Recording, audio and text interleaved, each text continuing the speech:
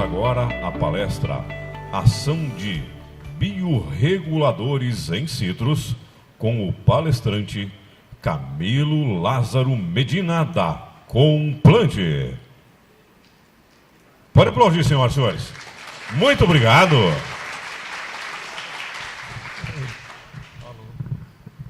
Boa tarde a todos.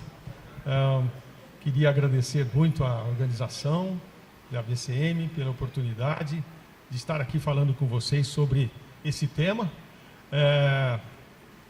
Ele se refere ao trabalho que eu venho desenvolvendo na Exalc, no meu pós-doutorado em Fisiologia Vegetal. E a ação de biorreguladores, o tema está para vocês aí só por ação de biorreguladores, mas porque era muito comprido o tema, né? E benefícios para plantas com HLB, né? Que é o tema que eu venho trabalhando junto ao departamento lá de Fisiologia Vegetal, né? Uma das coisas que eu acho extremamente importantes de se definir para a compreensão de todos é o que é biorreguladores, que são os hormônios vegetais, né? Porque são substâncias, né, partindo dos hormônios vegetais, que são produzidos pelas plantas, né? As plantas produzem uma série de hormônios que, por definição, o hormônio é um composto orgânico, endógeno, né, produzido, e não é nutriente, ao qual em baixas concentrações, veja, olha a concentração que está aqui definida nos tecidos vegetais, 10 a menos 15 a 10 a menos 4 molar, ou seja, uma concentração extremamente baixa que eles funcionam nas plantas. Eles promovem, inibem ou modificam processos morfológicos e fisiológicos no vegetal, né? E biorregulador são substâncias, né, que têm uma ação parecida com o hormônio, são químicos, né, também não são nutrientes, aplicados às plantas a baixas concentrações, também nessas baixas concentrações, promove, inibe ou modifica os processos morfológicos e fisiológicos dos vegetais. Veja, me assusta um pouco, né, quando o pessoal vem fazendo aplicações de biorreguladores em taxas muito maiores do que isso, né? Eu vejo como problema. E é importante a gente não definir bioestimulantes que têm origem, às vezes, de algas, de aminoácidos, tudo, que não agem diretamente nesses processos, né? E em fisiologia a gente define alguns grandes grupos de hormônios. Aqui estão os principais deles: auxinas, gibberelinas, citocininas. Auxinas nós temos endogenamente o ácido indolil acético, o AIA, ou IAA, ácido indolil acético. As gibberelinas nós temos os ácidos gibberélicos, tem um ácido gibberélico que é o GA3, existem mais de 100 gibberelinas, 120 gibberelinas, e algumas só são ativas, GA3, GA4, GA7, aqui a gente conhece mais o ácido gibberélico, o GA3. Citocininas, zeatinas, benziladenina, também são produzidos pelas plantas. Retardadores, cumarina, também produzido em todas as plantas. Inibidores, o ácido abscísico, que é o hormônio relacionado a estresse. Etileno, está o hormônio ligado à maturação, à abscisão de frutos, de folhas, está em todos os vegetais, né? Sem esses hormônios, todos os processos de desenvolvimento da planta não vão ocorrer, né? Então, nós vamos ter divisão celular, por exemplo, é bem conhecida a ação de citocininas, né, gibberelinas no processo de divisão celular, que tem as células se dividindo, todos os cromossomos se separando, né? O crescimento celular, né, como que a célula se estica toda, ela nasce pequenininha, depois ela vem crescendo. E aqui nós temos um tecido de floema, um tecido condutor de seiva, né, com os seus elementos crivados, em que a célula que era indiferenciada, ela passou a se transformar num floema devido à ação hormonal, especificamente de auxinas, citocininas, gibberelinas, bracinosteroides, agem na diferenciação de células do parênquima, células sem diferenciações, em sistemas vasculares. Então, todos os processos de desenvolvimento, como, por exemplo, divisão expansão e diferenciação celulares depende da ação hormonais, né? Aqui um slide cedido pelo professor Paulo de Castro, da Fisiologia, e nós temos os locais das plantas em que produz os hormônios, né? Então nós temos aqui a flor produz auxinas, bracinosteroides, os meristemas apicais da planta, auxinas, gibberelinas, bracinosteroides, folhas jovens, auxinas, enfim, todos existem locais específicos sobre produção. Eu queria chamar a atenção da questão de sementes aqui produzindo auxinas, gibberelinas, ácido císico, bracinosteroides, jasmonatos, né? Raiz produzindo citocinina, ácido abscísico. São pontos específicos em que nós temos a produção de determinados hormônios que a planta produz, necessários ao seu desenvolvimento, né? Bom, e daí, só para resumir a coisa, a pedido da Lígia, fala um pouco de bioreguladores sobre a utilização geral na agricultura, na citricultura, né? E o 2,4-D, por exemplo, é um bioregulador, porque ele tem uma ação de auxina natural da planta, né? Ele funciona muito próximo, e ele se transformou, até está errado aqui, 2,4-D, tá? Ele se transformou num herbicida depois que erraram a dose. Ele era estudado como hormônio, erraram a dose e se transformou no primeiro herbicida orgânico conhecido, isso lá pelos anos 40. Não é? E lá nesses anos 40 se utilizava justamente esses bioreguladores para evitar a abscisão de frutos. Por quê? A ação de auxina é muito importante para prevenir a abscisão, porque ele inibe a ação do etileno, que faz o etileno é um outro hormônio produzido pelos frutos, né? Em que promove dissolve as paredes celulares aqui junto ao pedúnculo, no chamado uma camada de abscisão, e ele dissolve a celulose e faz com que esse fruto solte e caia facilmente. Se você que não quer deixar que ele caia, você tem que aumentar a concentração de auxinas, né? E a auxina utilizada para isso desde 1940, 50, é o 2,4-D, né? Que agora foi liberado para o pessoal usar para evitar a queda com green, né? Só que estão utilizando, eu vou chamar a atenção disso, porque todo hormônio age em vários pontos, ponto de crescimento, de diferenciação celular, diferenciação, e eles trabalham sempre em concentrações baixas. Se você aumenta muito a dose, você acaba prejudicando as plantas, né? Então eu estou vendo alguns trabalhos usando superdoses desses hormônios, que são doses aí de 40 miligramas por litro, que são doses tóxicas, quase que um herbicida que estão aplicando nas plantas. E isso pode levar a prejuízos. Talvez porque eles queiram evitar a queda de frutos em uma situação tardia, mas às vezes eles chegam tarde demais ao processo, né? Esse produto começou a ser utilizado aqui em 1994, com uma tese que eu acompanhei aqui com o Cássio, eu estava fazendo meu mestrado na época, e a gente aplicava para segurar frutos, né? Então tem aí, né, a aplicação de 2,4-D em doses entre 7 e 15 miligramas por litro, é o que se utilizava, por exemplo, atrasar a colheita de tangerina morcote. E funciona muito bem, desde que você comece com o fruto já mudou de cor, ele já está um pouquinho amarelo, para você não deixar também manchado de verde, né? Você aplica e ele inibe a ação de etileno, e funciona muito bem. As auxinas também, que dentro desse grupo, são utilizadas para raleio de frutos. Veja, o 2,4-D não raleia, mas uma substância utilizada muito, que é o 3,5-T6-TPA, que é o triclopir, tem vários produtos conhecidos com esse nome, né? É um herbicida também, só que usado em dose de 1 litro, 2 litros por hectare. No caso de utilizar a 15 a 40 miligramas, se depende da espécie, ele promove o raleio. E aqui a gente nunca sabe quando aplicar o produto, a gente tem que fazer um levantamento. Isso aqui eu aprendi na Austrália, né? Eles fazem uma contagem, pegaram um quadradinho aqui de 50 por 50 por 50 e um volume, né? E você observa em profundidade também 50 centímetros. Se houver mais do que 20 frutos, né? Lá eles usam 12, né? Aqui eu uso 20 frutos.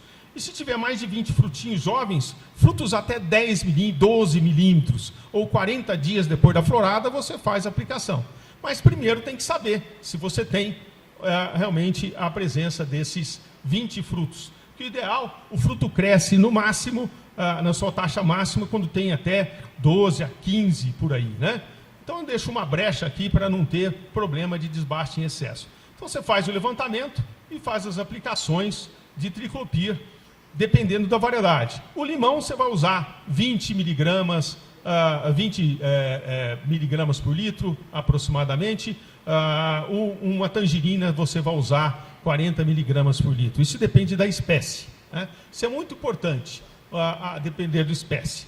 E vocês observem, aqui no caso das auxinas, elas também aumentam o crescimento do fruto. Se aplicado logo após o pegamento, você faz o raleio químico, ou no pegamento, ou na queda fisiológica, você vai ter, por exemplo, aqui o frutinho, era um frutinho, só o diâmetro de uma fruta, de uma mexeriquinha, de uma clementina, que é só um exemplo, eles tinham um fruto com controle de 55 milímetros. Quando se aplicou o triclopir na dose, aqui no caso foi desse experimento, de 14 miligramas por litro, ele aumentou 4 a 5 milímetros, o que já muda de parâmetro comercial, e isso pode ser feito em quase todas as frutas, né? Todas as variedades. Outra aplicação tradicional que todo mundo se preocupa agora é a questão da fixação de frutos. A fixação de frutos é outro exemplo muito comum de ser utilizado, né?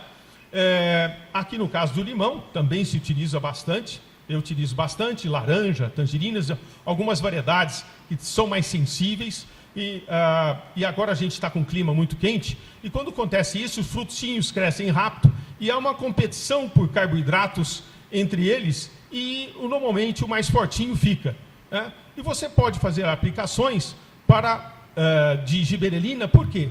A giberelina, ao ser aplicada no fruto, o que ela faz?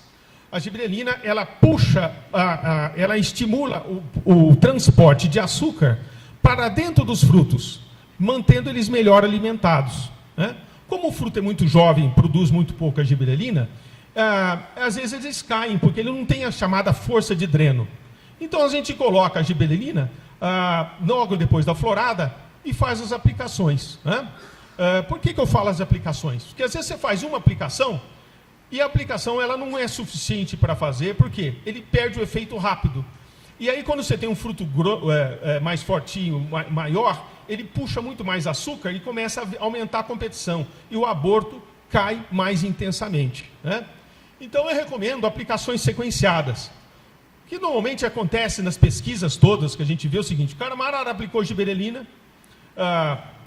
fez uma aplicação próximo da florada, e você vê que aumentou bastante a quantidade de frutos.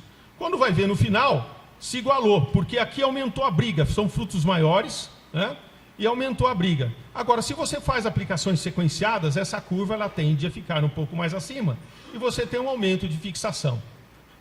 Regiões de clima mais quente, não exagerado, climas acima de 38 graus, aqui é lá em Roraima, Boa Vista, uma taxa de fixação, não está dando para ver muito, mas esse foi esse ano. A gente fez 4 aplicações sequenciadas no processo e obteve um pegamento espetacular aqui de Valência, né? E a gente usa não só a giberelina, mas usa o inibidor de etileno, que é usado também nos processos, e fazemos aplicação. Existe um produto para isso, chamado Fix Fruit, que a gente utiliza baseado nesse princípio. Aplicações sequenciadas. Como o custo disso é muito barato, vale a pena fazer as aplicações, né? Você vai gastar R$500 por hectare ou 5 caixas de laranja por hectare para ter um aumento de pegamento, muitas vezes de 5%, 10%, que vale a pena, né? Também são utilizados citocininas para determinadas variedades que têm carência de fixação, de produção hormonal, que é o caso das baias tardias, né? Então tem exemplos de utilização que aumenta entre 20% e 58% da colheita com algumas variedades que exigem determinados tratamentos, como as baias tardias com dificuldade de pegamento, né? O intervalo que nós fazemos, normalmente, se você está num clima mais fresco, pode ser a cada 15 dias, né? Que você tem, daí daria para você fazer, né? Porque ele é mais prolongada. Quando você tem um calor um pouco mais forte, a gente faz mais próximas as aplicações. Outra coisa que eu acho importante dentro, que é uma das utilizações melhores para quem tem interesse em fruta de mesa, né?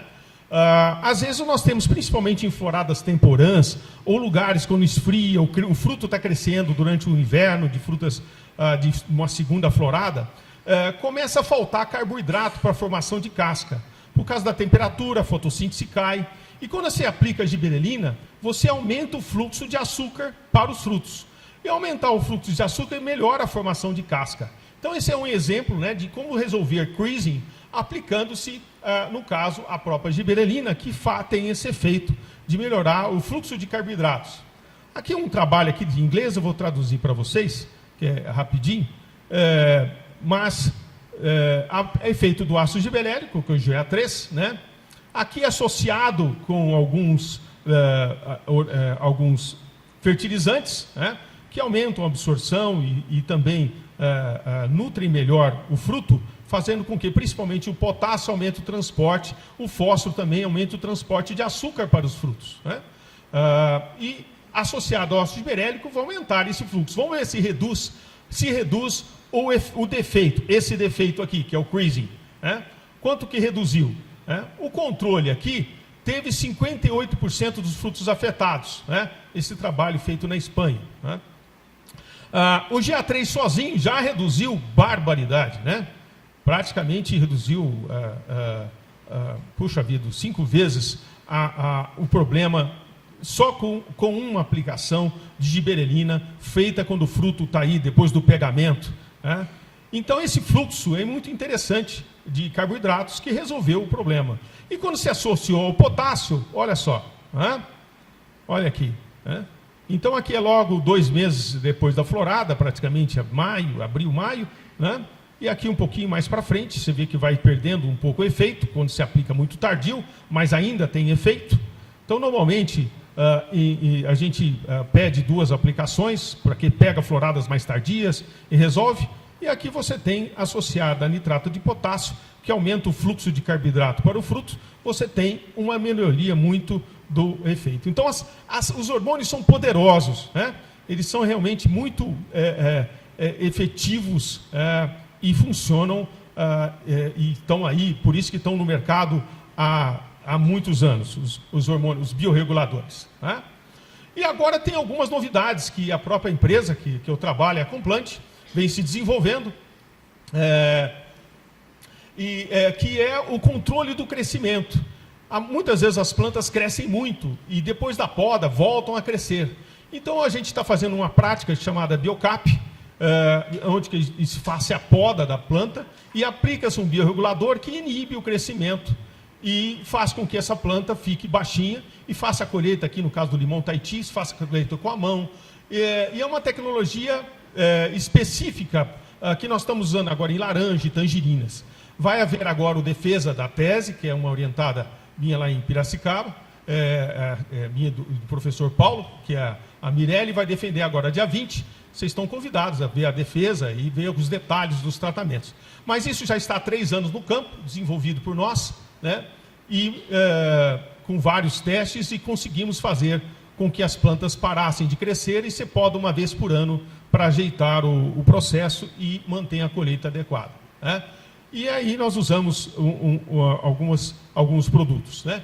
E melhora a planta, de vez de gastar energia e crescimento, ela joga energia para os frutos e tem melhorado muito o crescimento e o desenvolvimento dos frutos. Aqui está o pessoal do Gibran, que já vem adotando essa técnica, e eu agradeço muito o apoio deles, que ajudaram ao financiamento da pesquisa, ao desenvolvimento, e a gente consegue fazer as plantas um pouco mais comportadas no seu desenvolvimento, né? Agora, o que tem a ver hormônios com doenças? E vamos falar especificamente com HLB.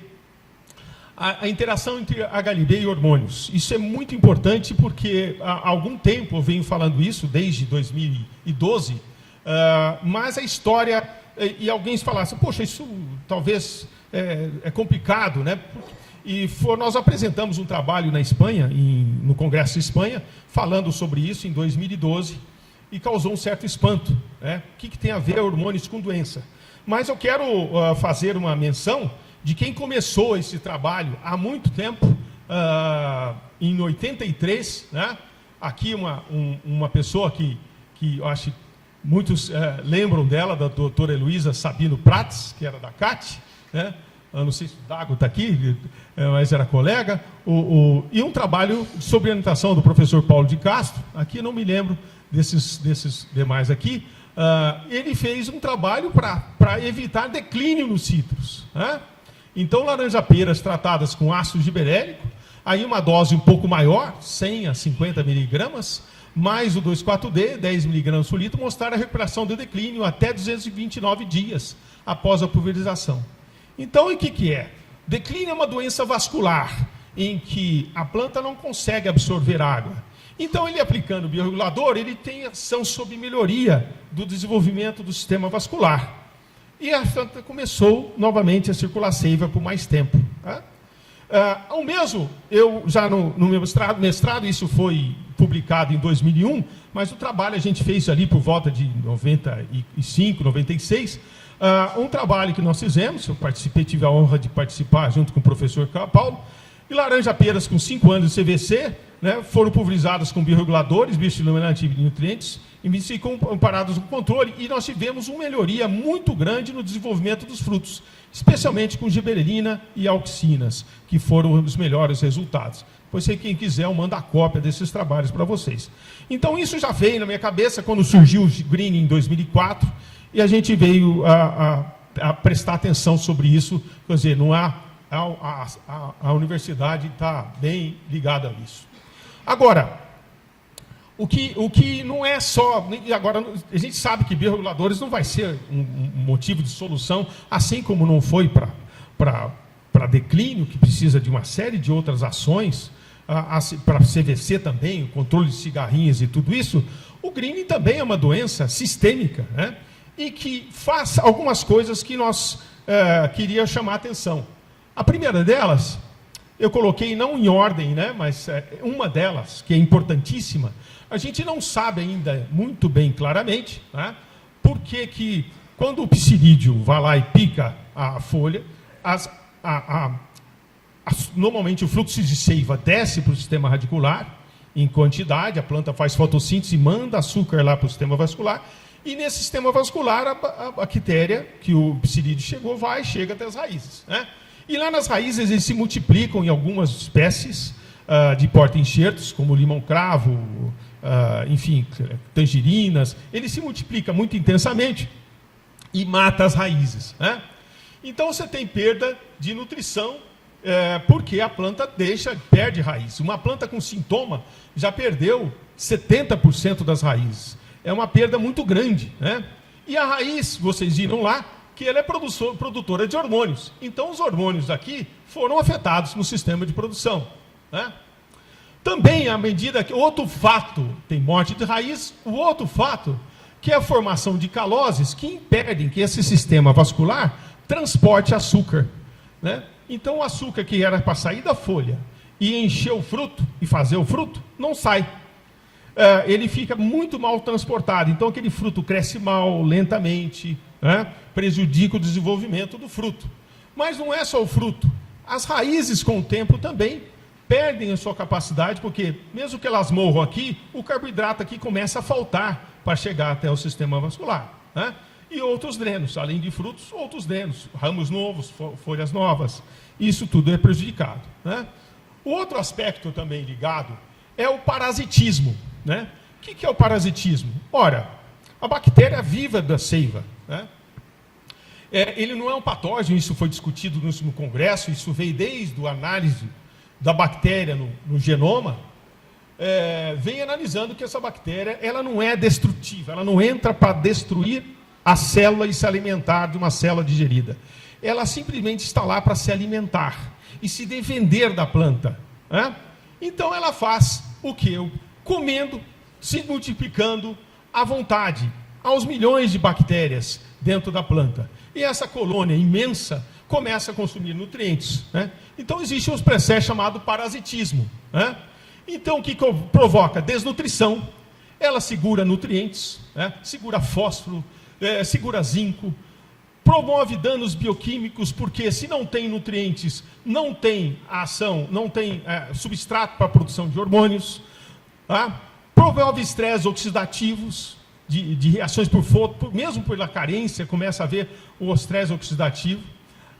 Interações que prejudicam as defesas naturais. Por exemplo, ela produz substância que anula a ação do ácido salicílico, chamado salicilato oxidase.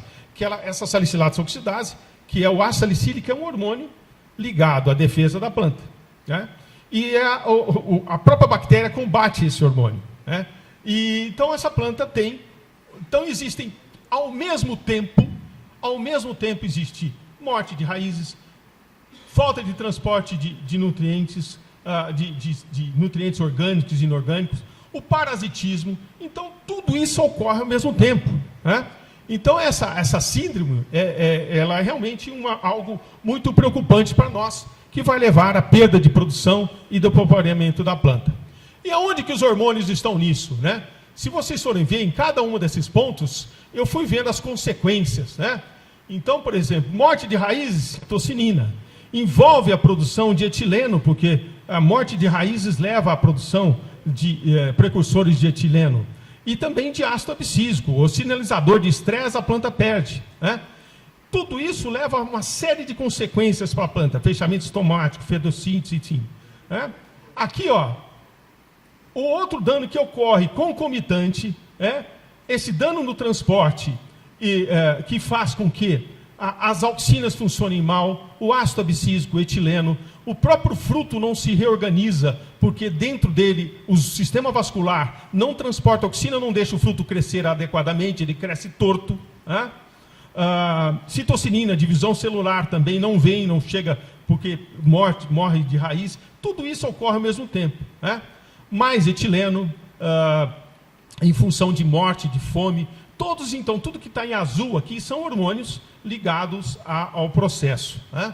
Então, existe um desbalanço. No parasitismo, também da mesma forma, né? Que existe alterações, inclusive, por exemplo, não falta zinco? O zinco não é a base, né? Toda planta com green tem muito sintoma de zinco. Não é a base para a produção de auxina? Ótimo, tá? Então vamos aplicar só zinco. E olha o universo, olha a quantidade de coisas que essa planta está sofrendo ao mesmo tempo, né? Morte de raízes, formação e obstrução do sistema de transporte de seiva, né? E o parasitismo. São 3 pontos que levam a desbalanços, que levam ao depauperamento gradativo da planta, perda de produção e queda de frutos, né? Eu tenho pouco tempo, mas eu vou falar um pouquinho só sobre queda de frutos e folhas, tá, em relação a essa questão de auxina e etileno, né? A gente observa, por exemplo, um fruto totalmente deformado, porque a auxina produzida dos meristemas apicais não circula, então aqui ele fica verde. Ela não fica verde e aqui fica amarelo, porque a auxina não chega e o etileno começa a agir, derrubando o fruto, né? Então, outras coisas que acontecem, o aborto de sementes, né? O aborto de sementes tem a ver com o quê? A produção de auxinas. Só para mostrar aqui para vocês. Opa, vou voltar aqui. Não está voltando? Epa, voltou demais? Aqui. O fruto perde semente, certo? Aí. Quem produz hormônios dentro do fruto, né?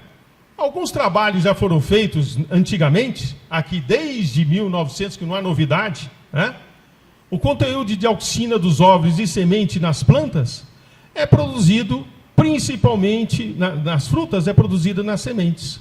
Isso foi definido até em 1939. Tem estudos japoneses de 1960, em citros, mostrando que, ao longo do desenvolvimento dos frutos, né, as sementes é que é a maior produtora do hormônio. E veja aqui a concentração, 10 picomolar, 10 a menos 12 molar. Né?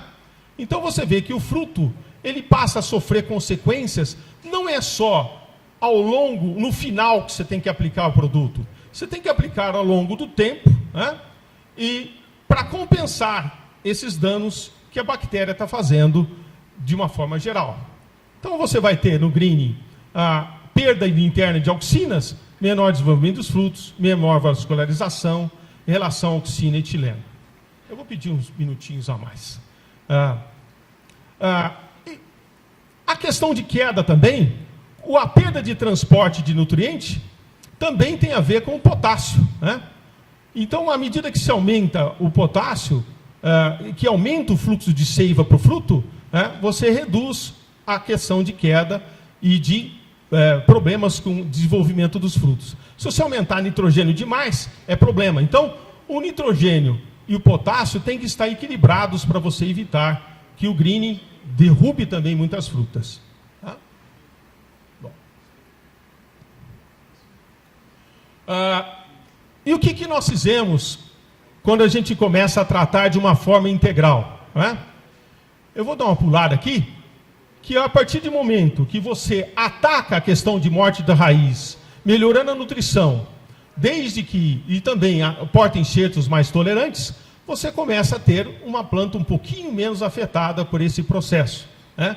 Porque você compensa via foliar, melhor a condição para a planta sobreviver às raízes, porque ela morre também por fome, não é simplesmente pela ação da bactéria. Né? Porque falta nutriente que vai tudo para a bactéria. Né? A formação de calose, você pode estimular via hormonal e ter um efeito melhor para o desenvolvimento das plantas. Né? E melhorar a circulação de seiva. Quanto ao parasitismo, você tem que estimular as defesas da planta. Né? Então, à medida que você melhora a nutrição, estimula e fortalece ao mesmo tempo, você consegue fazer esse processo. Isso custa caro? Não. Veja aqui, um produto que usa aqui, que a gente utiliza para isso, que é uma composição para tentar esses três aspectos, dentro do que eu chamo de manejo fisiológico do greening, que é bem conhecido hoje, nós temos aí 10 litros. Por que 10 litros por hectare? Porque ele tem que fazer tudo ao mesmo tempo. Né? Não adianta eu aplicar só aqui, só aqui, só aqui, só fortalecer as defesas se eu não tiver, porque tudo está correndo de uma forma concomitante. Tá? E tudo isso você vai ter uma sobrevivência melhor. E quando eu falo, você pode amenizar com outros processos, amenizar danos com antibiótico e tudo, isso pode ser que venha ao futuro e permita a citricultura desenvolver melhor. Vamos ver na ciência como que isso se comportou. Né? Então aqui nós fizemos experimentos, testamos biorreguladores, aqui só para mostrar que a gente está estudando a ação dos biorreguladores e também a comparação de um floema sadio com muito mais desenvolvimento, o floema, esse tecido aqui, veja quanto vaso bonito que tem desenvolvido aqui, enquanto que aqui no floema de plantas doentes muito mal desenvolvidos, tortos, colapsados. Né? E aqui nós temos o quê? A ação individual, que foi um pedido feito aqui nessa palestra, a última palestra, você tem que individualizar tudo, e nós individualizamos. Né? Temos uma planta sadia, com o sistema vascular todo desenvolvido. Aqui nós temos o sistema totalmente colapsado no controle. As giberelinas melhorou, né? Um pouco, porque eu acho que o fluxo de carboidrato melhora a energia da planta a renovar seu sistema. A auxina também estimula a formação de novos vasos. A nutrição também melhorou, porque falta nutrição melhorou. Né? Então, todos eles apoiam. E quando a gente mistura tudo no processo, nos produtos, e fazendo toda essa composição em doses e em frequências adequadas, nós temos uma melhoria muito grande do sistema vascular. Né? E aqui na prática, o que aconteceu? Né? O desenvolvimento de frutos de laranja-lima, se a gente comparar aqueles tratamentos, auxina, giberelina, controle, você vê que eles não se diferenciam muito, só a nutrição não se diferenciam muito. Né?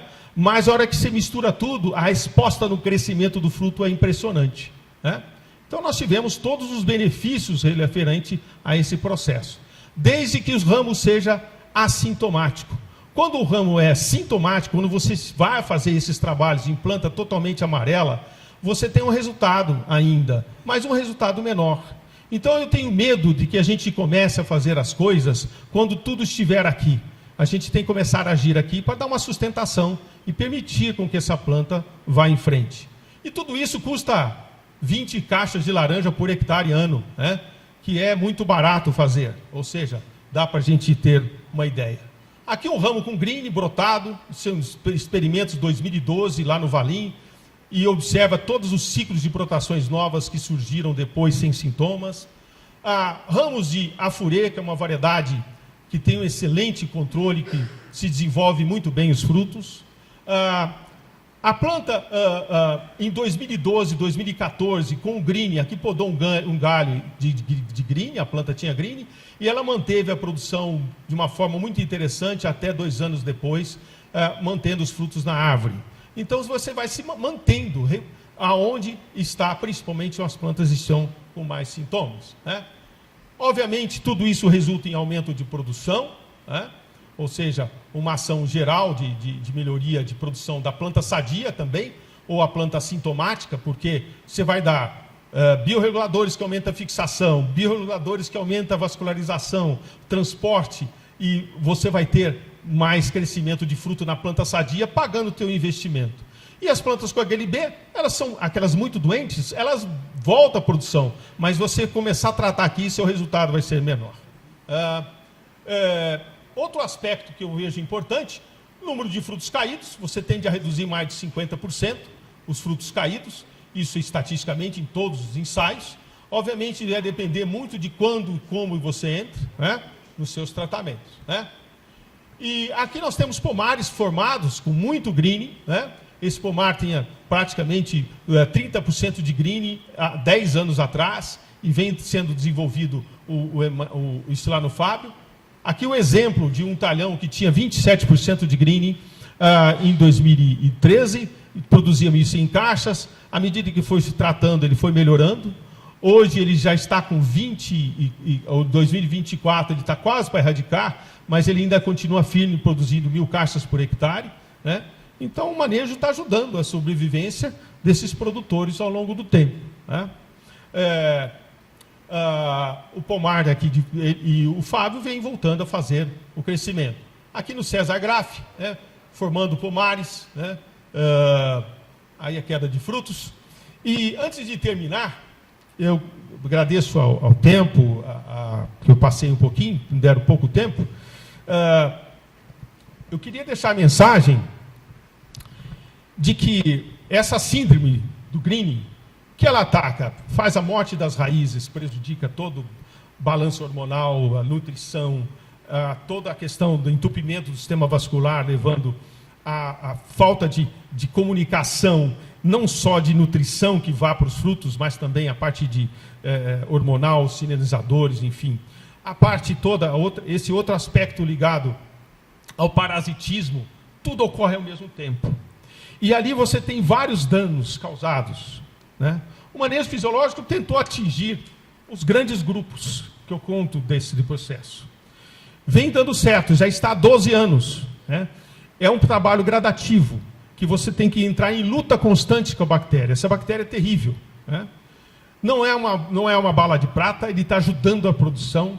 E nós vamos precisar de mais coisas. E nós, como a gente fala de hormônio, quando a gente fala de biorregulador, as doses são homeopáticas. Não existe, inclusive, vocês viram ali, eu vou só trabalhar com hormônio então, que é mais barato, não vou usar isso. Tem que ser a composição correta e usar junto, porque as coisas são sinérgicas. Usar separado e de uma forma aleatória, já se viu que não funciona, né? Então nós estamos vendo experimentos sendo montados de uma forma unidirecional. Somente um hormônio, isso nós já vimos há muito tempo. Não funciona, né? Então, o que e acho que, além disso, né, nós vamos poder utilizar outras coisas, melhorar o controle do psilídeo, que redistribui a bactéria na planta, enfim, o manejo de uma forma integral, sinérgica, né? Utilizando substâncias também que vão ajudar o processo, né? Antioxidantes podem ser utilizados também, né? O anti-estresse oxidativo. Tudo isso vem fazendo o sinergismo do processo. E nós precisamos de pesquisadores, precisamos de pessoas, né? A gente vê pouca gente procurando as pós-graduações atualmente, né? Isso não é bom, né? Porque ela requer um estudo diverso. Dose hormonal, gente, às vezes é variedade. Por exemplo, você vai desbastar limão. Estou terminando. Limão você desbasta, ou para derrubar uma florada, você desbasta com 40 ml de um produto que tem tricopir, de um Garlon, vamos supor, né? Por uma tangerina, você precisa de 60, de 80. Qual é a melhor dose hormonal para laranja? Só aí nós temos, por exemplo, vamos testar a melhor dose hormonal de auxina. Precisamos de gente para testar isso, né? E então eu faço um apelo em que estou aberto a discussões, a quem quiser entrar nesse mundo, eu teria maior satisfação. Agradeço muito a vocês pela paciência e a organização pelo meu tempo que ultrapassei um pouquinho. O assunto era vasto. Muito obrigado. Obrigado.